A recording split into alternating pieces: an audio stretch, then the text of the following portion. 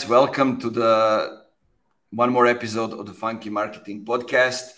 Today we keep going and keep talking about go-to-market strategies, consulting, and what can B2B companies, especially B2B tech companies, do to actually get to the customers, to the market the right way. What are some steps that need to take to kind of get there, not lost in the process? And today we're try to make it easier for all of you listeners how you can do it, right? I have a guest, which is somebody that, I've been connected with him on LinkedIn and I've been following what he's been doing. His name is Christopher Hann. He's head of marketing at Paal15. It's a consulting and go-to-market agency working exclusively in B2B tech. Somebody who has been in marketing in B2B for over 10 years and has sort of a framework that he implements working with companies, something that he has, tried and adopted, adjusted. And he'll tell you also that, as you set up the things, it's not what, it's not the time when you end the process. Process goes, you need to optimize as you go, as you get the feedback. But before we get into all that, let's join me in welcoming Chris to the Funky Marketing Podcast. Hi, thank you for the introduction. Welcome to the podcast. How are you today? Yeah, good. It's good. It's Thursday, so getting close to the weekend. I didn't actually think about it. That's actually a good thing. yeah, it's been a good week, so it's always good when that happens. Nice. I love hearing that. So what is on my mind and what we can do to make it actually closer what you are doing and what the company is doing. Maybe you can explain a little bit who are you working with and basically what the company does and what is your role inside it. Yeah, so Paal15 is a global B2B tech consultancy and go-to-market agency. So we work across a variety of different verticals. We work with ISVs, SaaS businesses, scale-ups, distributors, OEMs, hyperscalers, sort of the whole gambit of tech. Some of the companies we work with are such as Red Hat, AWS, Microsoft, Matillion, Domo, Lab3. Across quite a broad spectrum. Myself, I am the head of marketing. I work on sort of the internal marketing for Paal15. So pretty much my job to get their name out there and help people understand what we do and hopefully realize that what we offer is something that they might need in their journey of getting more growth. Yeah, that's exactly what we're gonna talk about today. How do you do it? Yeah, actually, and how does it go? So there is, before we get into those 4 steps that you usually do, there is one thing that you usually do. I mean, we all do it before you get into those things, and it is getting to know for whom you are creating the strategy, right? Yeah. I mean, the first stage is understanding the business, understanding the people that you are working with or working for, depending on whether you're in-house or client side. And that usually runs from the top down, I find, and across all departments. I mean, it very much depends on what you're working on, but usually it's good to understand how the CEO or the CMO or top level person sees the business, sees what they sell, and how they understand things, and then sort of go through the business, sales, customer success, business development, and see how much that marries up. Something that at Paal15 we come across a lot is you speak to one person and they have one story about what the business does, what it sells, why it's doing it. You speak to another person, they have a different story. You speak to a third person, they have a different story. And the stories are usually influenced by where they sit within the business, how close they interact with customers or the end user, And so, yeah, you've got to gather all of that, and then you've got to pair that with the sort of the next sort of sub stage that is understanding the market that they operate in. You've got, you take all that information that they provided you, and then you look at who are they reaching out to, who do they want to reach out to, who are they actually ending up getting, and understanding whether that is marrying up as well. It's quite interesting. Sometimes you find that who the CEO wants to get in front of is not the same sort of person who the salesperson people want to get in front of. And then you look into the sort of data, and you see that actually the sort of people that they are getting in front of isn't even close to those two things. And then it's sort of looking at the market and actually understanding which of any of the three, or if there's a fourth sort of ideal customer persona, an ICP, that actually is the one they should be targeting.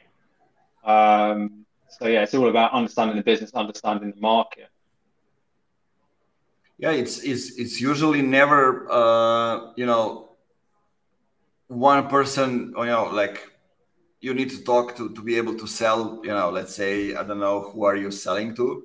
For example, it can be, somebody who is, I don't know, a CMO in a company, or it can be a CTO, or on the other hand, you have people who are, not decision makers, who are influencing the decision maker. You need to understand that whole process, how it goes. Yeah, I mean, you find there are gatekeepers within any business. I mean, in the old days, sort of the assistant to the CEO was the gatekeeper. You had to get past them first before you had to speak to it. I mean, in this digital age, you can get in front of the decision makers, but generally your message resonates better if it's coming from someone lower down in the business who pushes it up through the business. And that's how we found that. That's how success can be generated on a greater scale. Obviously, within a business, you have one CEO, you have one CMO, but then you might have multiple marketing managers or multiple people in different marketing roles that you can reach out and start expanding your pool of who you can reach. It gives you more chance of actually getting in front of someone that your message resonates with. Yeah, and I mean, tell us a little bit, about the steps that you usually do inside your framework, right? You start with understanding the market. What are the steps? Let's try to get into each of them and, kind of elaborate a little bit. Yeah, so I mean, the next step is what makes the business special. So following on from the first step where you gather all that data on the market, on how everyone sees the business, is actually distilling that down into what is the differentiator of that business. Why do they think they should stand out from the competitors? And does that actually come across in what they're doing? You've got to find that unique selling point. Funnily enough, when you speak to a lot of businesses, businesses within the same verticals will often give the same unique selling points, which kind of means that it's not a unique selling point, it's just a selling point. Exactly. Yeah. That's some nuances that we are seeing all around the industries, right? Yeah. Especially if you go and look at the SaaS companies, like all of them have even the same design on a website, not even a different offers. Yeah, it very much comes to a point where a lot of businesses, something happens in the market, in marketing, or the way businesses push themselves out, and then everyone leaps onto it, and then everyone starts looking the same. And that's sort of what Paal15 does. It comes in, it looks at these businesses and goes, okay, what's your true differentiator? What's the thing we should actually be focusing on that makes you stand out from your competitors? And that's sort of it within that stage. That's again a lot of looking into the business, into the market, and it sort of goes into the next stage, which is telling a story. Everyone loves a good story. They need something they can relate to, and the story also needs to be able to change depending on who you're pushing it out to. I mean, businesses they are marketing, they are pushing out to bring customers in, but they also have various other stakeholders. If they're a publicly traded company, they have shareholders. Then you've got internal communications as well to get everyone on board internally. Again, going back to that first point of people having different views of the business, different understandings of what they're pushing out, what the focuses are. You've got to if you get everyone aligned internally, it makes the external messaging work a lot better. And then let's hold on that for a second, because if you talk about the small companies, like let's say even up to 20 people, it's easy to kind of align everyone on the story, right, on the narrative. But if we are talking like a bigger companies that you guys are working with, like it's totally, when you have the board, when you have different departments, you have marketing and sales, usually in silos, it's totally, different thing and much harder to actually align them on the story. Yeah. I mean, all you can do is give them the tools. With the larger organizations, all you can do is give them the tools and the education to do it. There's only so much hand-holding you can do. But most of the time we find that when you show organizations the benefits of doing that, they're very happy to ensure that everyone starts singing from the same hymn sheet. But even just going back to what you said about the small companies, I'd be surprised how often even small companies, because they're so fast, everyone's wearing many different hats. Actually, they can have that issue just as much as larger companies. Well, larger companies generally more siloed. Smaller companies, people are flitting about all the time. Their proposition, their value and messaging can change a lot with the winds of the market as they chase that growth scale. And we've seen examples of that before where organizations have grown, and then as they grow, their messaging gets diluted and everything gets lost. And sort of we then step back in and take them back to that start point. And that's because they didn't prepare themselves properly for that growth. I think if you get that foundation, that value proposition, messaging, everything foundation in at the start, get that fully across the business and keep reiterating as the business grows, you'll find that sustaining growth and keeping unique identity is a lot easier in the long term. Yeah, I mean, that's not something that messaging, even the positioning, the narrative, it's not something that you set up now and you don't go back to it ever. You use it as it is, right? It's something that you iterate and you adjust, you edit it depending on how you grow, how you move, and depending on how the market behaves as well. Yeah, usually you find businesses go one or two ways with it. Is that they either go all in on it and fully focus on it and don't change it, and that in itself can be a problem, because then they start getting they start getting larger. They scale up, but the message and everything they're giving out doesn't match the size. They're still using small business messaging in a way. And then other times you have the opposite, where they chop and change and they drop and change, and then suddenly they're huge, or they've defaulted into the standard industry messaging that all the competitors, the people they were chasing, were using, and they'll find challengers snapping at their heels who are the ones with fresher messaging. So yeah, I mean, I think no matter a business's size, no matter where they are in their journey, it's something you said that should be regularly reviewed, but we find that with an external viewpoint, because if you're inside the box, generally you can't think what's about outside of it, and you kind of do. That's how you do end up down the wrong way. A lot of businesses we find when they start scaling become very product focused. They're very talk about themselves rather than looking at it from a customer centric, solution focused way of doing things. They start thinking about it's more about talk about the product rather than what the product can do for the customer. And they lose sight of that as they scale and grow. It's all about the new shiny. For SaaS business, it can be about the new shiny things they do. For hardware businesses, it can be about how fast their new product is. But if they don't relate that back to the benefits it can generate for a customer, you just sort of again start sounding like everyone else.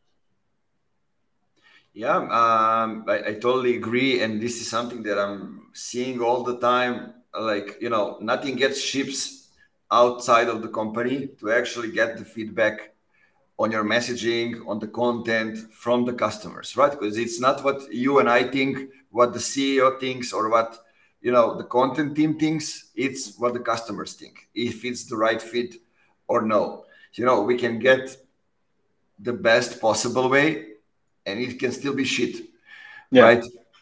So it all depends. Like in the last episode I was recording with Trevor Longino, we also talk about how to test ideas early and test things out early. And one of the things which is kind of a good thing to do, use a small budget on Facebook, wherever it is, and just put the message on, without any creatives, just the color and the letters, so people can read it and test or which people are reacting to and what's converting. What's the conversion rate. If you have like more than 7% conversion rate, it usually means people are really interested in that, and that's the one that you should go with.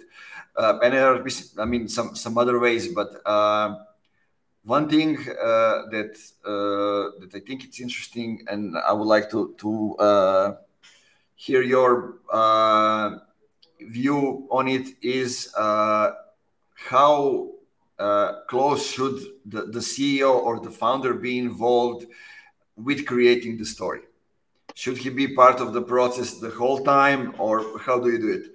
Yeah, I think, again, this comes back to the scale of a business. You'll find, obviously, the larger a business, the more people that are involved. The CEOs generally want to see the produced product. They want to see what's at the end. While if you're dealing with a founder-led business that is in that scale-up growth phase, they do generally want to be more involved. But also, they're usually the person who has the tech. We generally find that in the scale-up businesses, the founder is usually a tech person. They generally don't understand messaging, value proposition, stuff like that. So you need them in from the beginning to educate them on that. I feel sort of related to that. The best people to speak to in a business generally are the customer success and the sales team. You want to understand from customer success what's the stuff that people rave about, and from salespeople, you actually want to understand why deals are lost, or when they're speaking to people, when they're connecting to people, what's their understanding of the offering? Because this is a big thing. There can be sometimes, I've had this personally when researching solutions, is marketing, messaging, the value proposition, and everything. It says one thing, and then you get into the product, and they don't marry up. There's been a disconnect at some point between what the actual product is and how they push that out to the wider world. And I think that's where you've got to do some bit of digging and actually do a bit of muckraking in a way. Is actually looking at the bad to understand how you pivot some companies away from the sort of over the top glorification of the product, and that actually oversells or missells what it does. So yeah, it's a team effort. You need to get everyone involved. Exactly, and I usually say, like, how do you test the story? How do you test the narrative? Basically through the sales, right? First, because they are the one that have direct relationship with the customers, and they can see if what you are talking about in the story actually has a foundation in reality, or is something just in your head. So that's always an thing to test. And it's so we said you start with understanding the market, you find out the differentiator, the USP, and what makes you special.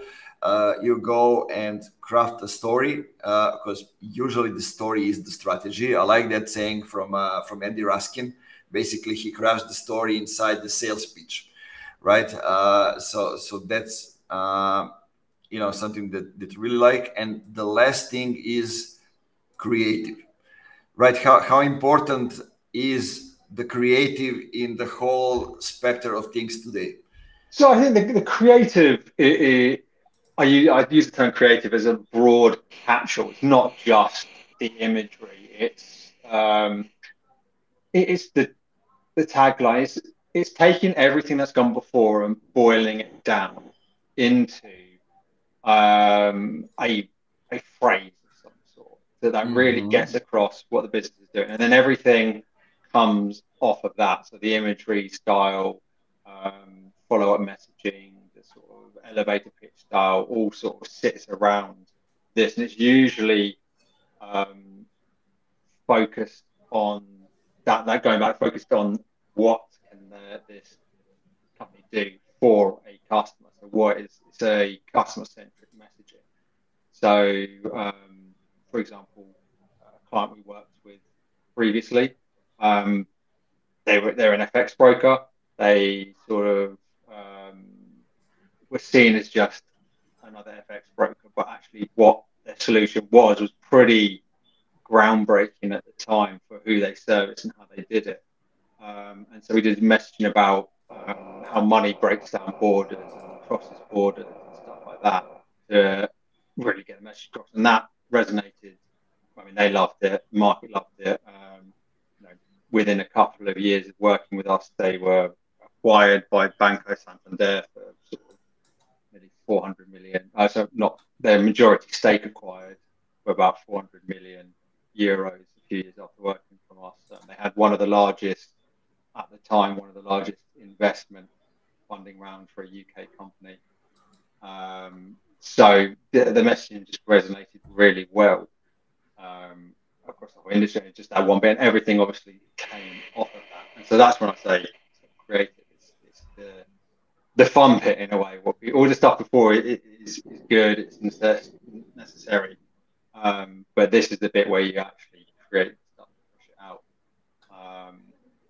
But all the stuff that goes before the sort of the consultants on the value proposition and everything like that, it is the real important bit. You need to get that right to then be in the correct position to boil it down into the messaging and then build out the go-to-market strategy around that messaging and that narrative.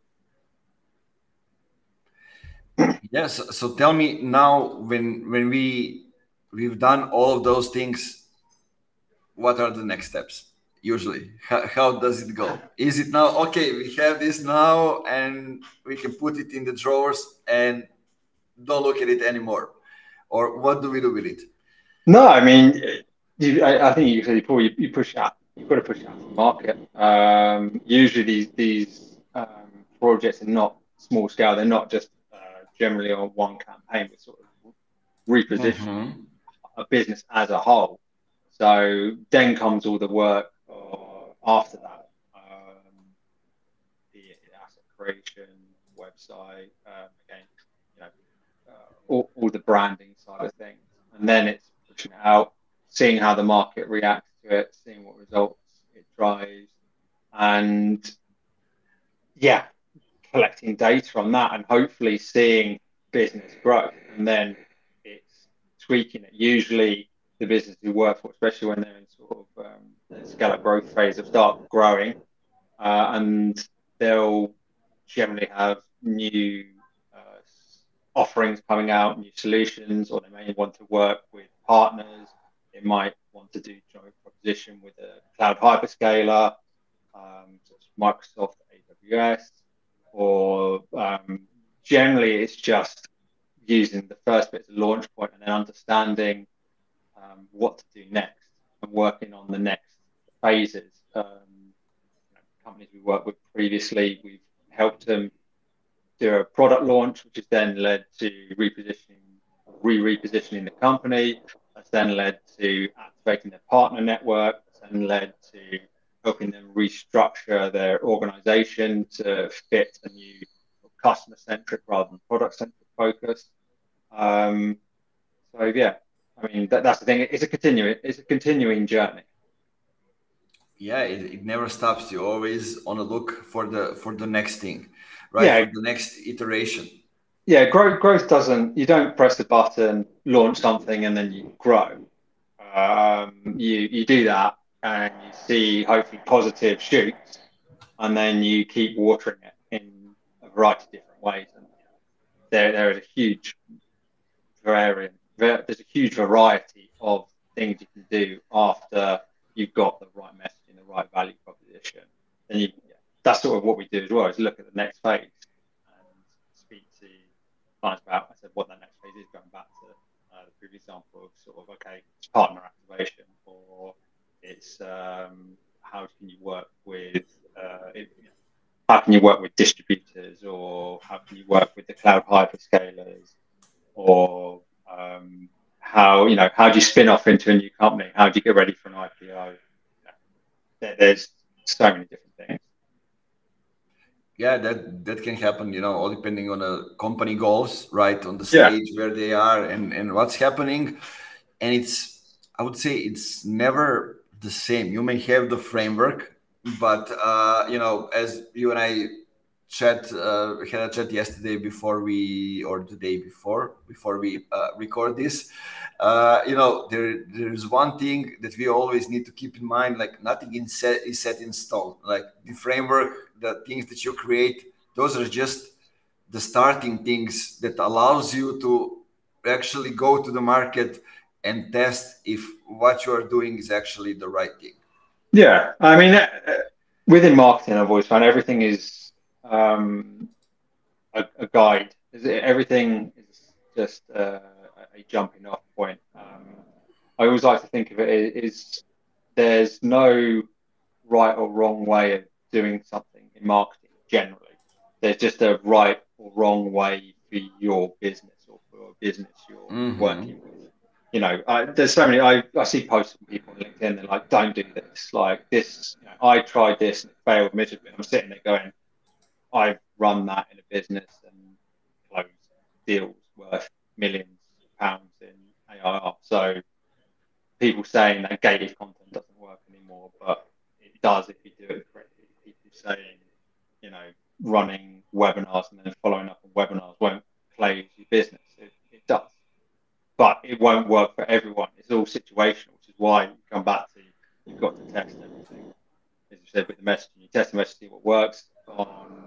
With everything in marketing, is you test it to see what works for your business, what works for the people you're targeting. And I think if you have the right value proposition, you have the right messaging, and you have the right go-to-market framework, and you push it out in the correct way, and everyone's singing the same hymn sheet, and if you know how to position yourself correctly, then people will resonate with that. You can do these things that people are telling you not to do, and they will work for you.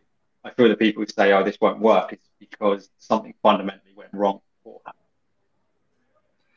Do you maybe have some examples that you can share? How do you understand that you have the right messaging and the right positioning? I think that might be interesting. I think this comes back to speaking with sales, understanding if sales are saying that the people they're speaking to were in the wrong stage, then you've got to think about what you did when you passed it over. So someone's given you details, phone number, email address. You don't do that for no reason. There's got to be a bit of an interest, and then you've got to understand why stuff. If a vast majority of people are doing that point, and then sales are following up, and they're not ready to buy, or they didn't understand the product. Well, they kind of gave it to learn what the product was, like that. Then you've got to look at, okay, maybe we haven't got the right messaging, we haven't got the right value proposition, because people aren't understanding what we can do for them. But yeah, it's not black and white. Nothing. Nothing, Martin. It's you've just got to keep digging to understand what works, what doesn't work. I remember I had a sentence on the website. I think it's not there anymore, but it was like, it's not black or white. Marketing is actually very, very gray and often counterintuitive. So something that you don't even think it's going to work, it works, but you need to figure it out. Yeah. And that's why knowing your customers and understanding from psychological aspects, how do they, what are their jobs to be done? What are the biases inside the companies that actually triggers them to do specific actions? Those are the things that that affects them a lot. I mean, I remember I had an episode, I think last year, with Rory Sutherland to talk about biases in the B2B. Like, he used some B2C examples, but he made them so perfectly clear, the examples, that I was like, damn, it's basically, people protecting their asses, excuse me for the language. And that affects how they're going to do specific action. For example, like I like to say, if a company is about to go and buy a tool to solve a specific problem, they don't have anybody on top of mind. The CTO, for example, is going to ask, I don't know, let's call Anna, the person, and tell her, Anna, can you find me, the top 3 products that can solve this problem? And she goes on Google. There are listings. There's all kind of stuff. She checks out and she comes back with a top 10, let's say, company products. So they choose one of those and they go and basically, after 3 months, they find out if it's not the right fit, right? And CTO asks, like, why did we buy actually this tool? It's not the right fit for us. It's for different types of companies. Who actually, whose idea was that? They say, Anna, why did we actually bought that product? And she said, you told me to find you the best 3, right? I gave you the best 3. Go on Google, check it out yourself. It's the best 3. She protects her ass, right? Yeah. Because of the decision, she did what he told her, right? And there are a lot of similar examples inside the companies that we don't know until we talk to the customers. We go in depth and we actually really understand, especially if those are like the bigger systems, when there are tons of million nuances that is affecting the way they actually buy. Yeah, I think the biggest thing as well is a lot of people, if you're talking about a SaaS product, people will look for a solution, but a lot of times people may not realize they need. They may not really realize they have a problem until you point out the problem to them. This is what we know. It's when for what we do as consultancy. If you went to exactly, sorry, just to plug in something in. If you try to ask them to give you the answers, they will give you the answers based on what they know. And if they don't know that something exists or they don't understand that they have a problem, then actually, if you don't deliver the thing that pops up in their minds, they will be actually pissed at you. Yeah, I mean, it's interesting when you speak to people, founders or people who are in charge of the marketing, and you go, do you need, if you went to them like, do you need a new value proposition and go to market strategy, they'd probably be like, no. But if you went to them, oh, have you got issue A, issue B, issue C, are you struggling to get to market quickly? Are you struggling to resonate with customers? Are you finding that people don't fully understand what you do?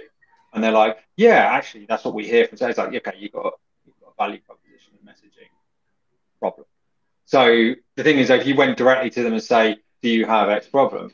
Again, they might understand what it is, but they wouldn't realize they've got the problem because they don't realize what the symptoms are. And so that, and I think a lot of businesses, and I think that's not just consultancy, I think a lot of businesses is when you look at the productivity stuff, it's generally like, how much time do you spend pulling data together into an Excel spreadsheet from 10 different systems?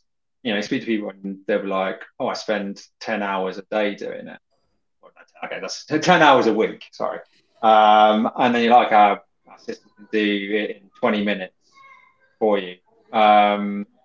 You don't just go, you don't just go, our product can pull the data in from all these different places. You focus on sort of, okay, how much time are you going to save doing this? What else can you be doing with that time? But there's also to higher up in the business, like, do you know how much time your employees are spending on certain tasks? I think this is a big thing where AI is coming in as well. AI is a huge thing. Everyone's talking about it. It's a huge thing. We're seeing in the market is how it's there to save people time. You know, how much time do people spend doing X, Y, and Z? Get the right prompt for an AI program, feed it with the right data, and you can save yourself a lot of time and focus on the right things. And people are getting that messaging with AI. There's a lot of other products out there that have been doing it for years, and I think kind of had trouble articulating that end result. They were again product focused. They were focused on, you know, our product collects all your data and then puts it into a nice dashboard for you, which is, you know, okay, that sounds cool, but again, you're not going back to that. Are you solving what the problem is? People don't understand that they have a problem. They're just so used to doing data collection in a certain way. Yeah. Yeah, it's actually you reminded me now something. You know what I usually like to say. If you're a company, you know, that a founder or whoever it is, like CEO, they have a vision, you know, and if they see some things that others didn't see, right, in the market, they saw the you know, the opportunity to create a product, a service, whatever it is, to solve specific problems. Basically, you are actually pissed because, and you know, you're getting out of your head because nobody else sees it, right? And then what you need to figure out what do you need to do to make them actually see those things that you are also seeing. And you know, that's how I like to define the strategy, right? And that's why I think strategies are usually the people who say, you know, like, damn, I'm gonna make you see the exact things that you need to see. But you know, it's easy to say it like that. To actually get to that and actually show them the directions, like why do you need to take exactly these steps, that's actually really hard. Yeah, it is. And I think, sort of going back to when you talk about smaller businesses where it's founder led and they're scale ups, I'd say the vast majority of these businesses are set up by people with extremely good technical ability. They can, you know, they can build these programs, they can understand how they work, but they generally don't understand how to push that out. They don't understand the value of a value proposition. They don't understand the value of good messaging. And that's where sort of a business like Paal15 will step in and help. We find it all the time and again. You'll talk to the person, they'll be able to brilliantly tell you everything their product does, and how, you know, it's groundbreaking. But then they're product centric rather than customer centric. And even if they do think in a customer centric way, they generally, again, they're technical people, so they're not used to building a value proposition. They don't understand how to craft the messaging. And most people within marketing, if they were honest with themselves, sort of took a step back, probably wouldn't be able to create that sort of stuff. If you brought a CMO in, it's unlikely that they would, unless they come from like a long tech background, they come from an agency or somewhere that does it. I think the vast majority probably wouldn't be able to tackle that without external help. And again, so that's where Paal15 steps in, and provides that extra help, to sort of get them over the line to help with growth. Because then you can only get so far bootstrapping through. One, you have a proof of concept, you'll get sales, you'll, you know, get it through. But if you really want to push for the higher echelons, if you're looking at being acquired, if you're looking at floating an IPO, then you generally need to be a step above sort of 5, 10, 15, 20 people sat in a room. You need to be thinking bigger scale. And going back to what I said right at the beginning, when you're looking to scale up, you've got to get all of that stuff in place so that when you do start growing, it doesn't all get lost. Exactly. And you know, there is a thing that I often see is that, you know, when do companies, especially B2B companies, start thinking about marketing, right? When something is wrong. right? Usually that's the case. We're gonna get marketing, and they're gonna use their magic stick, and everything is gonna get back to the normal. But I did a lot of research work and talk with a lot of companies, and what I figure out is, they're most of the B2B companies are sales companies, and they know sales.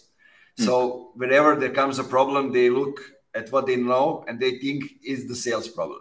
So they try to solve the sales problem. Also, what marketing in most of those companies does is do digital sales, right? Usually lead gen or those kind of things. But when they run into the problems, usually the solution is going back to the square one and solving the foundation, because they didn't involve marketing from the start, right? Marketing didn't work with the product team to actually create the story around the product, to actually do now I think it's buzzing on LinkedIn, discovery calls before you build the product. Seems like people forgot that these things is the essential to do before you actually build the product, right? So usually how it goes, sales is there to start the growth, marketing is there to accelerate the growth, but it cannot accelerate it if it breaks, if you didn't involve it right from the start. Yeah, I think a lot of businesses, they'll focus on getting your sales people in, your business development people in. They will have a couple of people within marketing, and they'll get the low-hanging fruit, the people who were desperate for a solution like that. But that's a small percentage of the general market most businesses are going for. And then you've got to start educating. Because generally, unless you're going into an existing market, you generally looking to either create something very unique within an existing market or create a new market within itself, which is something we've done before. We've gone into companies, they've been in a market, we've actually gone, you need to, if you do this and reposition your business, actually you can create a whole new market sector and then take leadership and take ownership in charge. But yeah, so they have the salespeople, have a few market, and then they suddenly get to a point where no matter how many more salespeople they bring in and business development people, the growth trickles down, and it's generally because no matter what marketing can do, they haven't got the foundation in place. They haven't got that value proposition. They haven't got the strong value proposition that can last through time. They haven't got the messaging that can last a long time. They've got sort of the whatever quick and dirty thing, whatever they came up with at the beginning that's empowering them. They'll get to a certain point where that will run out of steam because it's generally done pretty quickly without much wider input.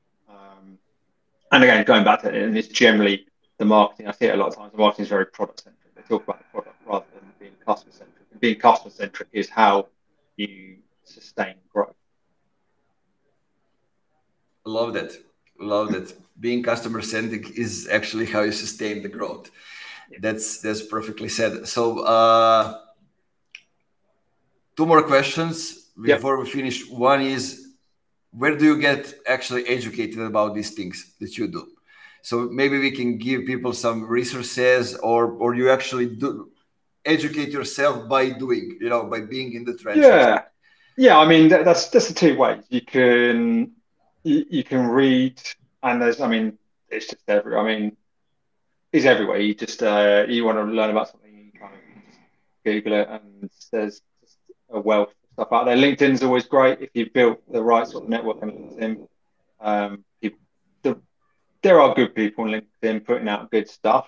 And yeah, doing is the biggest way of learning. As I said, I think I'm going back to what I said before. You'll see people say, there's like people have said SEO is dead, and they said email is dead, and they've been saying it for like a decade, and it isn't. And it's because they either doesn't work for them, doesn't work for their business, hasn't worked for them because they've implemented it incorrectly. I think very much the best way to educate yourself is to hopefully be in a position where you can test and learn. To say, have some budget to test LinkedIn, to test all the different platforms. Meta seems to be suddenly a huge platform for B2B businesses. 4 or 5 years ago, you probably one on it, but I'd say the vast majority of stuff I get targeted with these days are for a marketing tool of some sort. And that's probably been driven by someone having the goal to, everyone said, oh, you can't advertise businesses on Facebook. And someone's gone, actually, no. And they've got the right targeting, they've got the right value proposition, they've got the right messaging, and it's got to people at the right time. It's resonated and it's worked.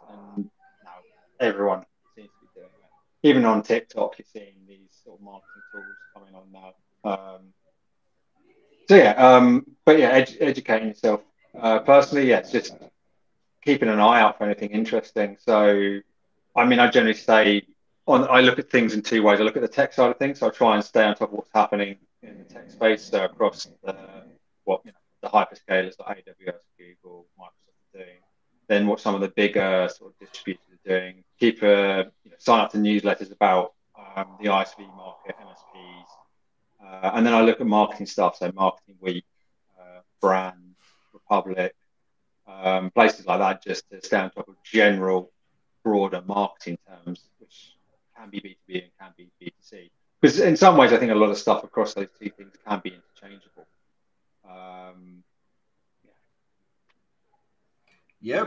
I mean, some of those are great resources that you mentioned that people can get overall education about marketing. Yeah. LinkedIn is a great source, and you mentioned, people should pay attention if each advice is for them or it's for a company that is different from what they are at the moment, different stage, maybe different industry, those kind of things. Because I think a lot of people on LinkedIn are talking about, okay, obviously we are on a podcast talking about B2B tech companies, those kind of things, but there are people who are not working in those companies, and they think those advice are applicable to them as well. For some are, some aren't. Also, like, there are a lot of podcasts these days when I see people really get into depth of the things and talk about it, and it moves really faster than written articles. Yeah. Right. From that perspective. Also, the last question: how can people reach out to you? Where they can find more information about you? So if anyone's interested in discussing anything in more detail, can find my on LinkedIn or can email me at chris@paal15.com. So that's chris@paal15.com. And yeah, that's where they can find me. I've been sort of working a lot more on my LinkedIn. It's sort of something that fell a little bit to the wayside recent times, but yeah, I'm trying to sort of improve my profile on there, and hopefully people find what I post to be interesting and slightly informative. Yeah, I think that's the struggle we all have, how to keep it up with things. I somehow have a habit of of posting and actually discussing with people, because there are not a lot of people here in the surroundings do the B2B tech marketing, right? Yeah. Especially the modern one. So my source are the people who I talk to over the LinkedIn or other things and inside the inbox and those kind of things. And it helped me also, reframe the messaging and go and talk a lot with people. But I always say to people, you don't need to post every day. You find your balance for your time. How do you go it? But just don't be only the warrior over there, right? You don't even need to post. You can engage with other people. That's on LinkedIn is the same as posting. Yeah, definitely. I mean, the way you can just liking stuff, commenting on stuff. It's it's again, I think it's finding the balance for what works within your network. I've been doing a lot of testing recently on my own profile to understand what drives the best engagement within my network, which can be completely different from someone else's network. So again, it's all about test, learn, and don't take any failure to heart. Yeah, man, and those things change, especially on LinkedIn. What gives you the best results? It's a variable that changes. Like, you think video is not getting the right reach, then you go look at the views and see it has, views are actually the likes. Then it gives you create the trust, those kind of things. Then you have text posts, but then you say is it AI written or no? Or is it different? So many nuances and so many possibilities, but you just need to find what is the right thing that your target group is reacting to. Yeah. Find what works for you. Across anything, I think that's the one thing to take away from this or anything in marketing is find what works for you. And again, don't be afraid to fail. Don't take failure to heart and think it means that you did something wrong. It's just generally the nature of the market. Agreed, man. Thanks for taking the time. That's right. Thanks for having me on. Always, I hope we'll do that again in the future, so you can come back and we can talk more about the development of the career and of the whole market, what's happening over there. That sounds good. Guys, make sure to follow Chris on LinkedIn. Make sure you check what's Paal15 doing, what they are all about, and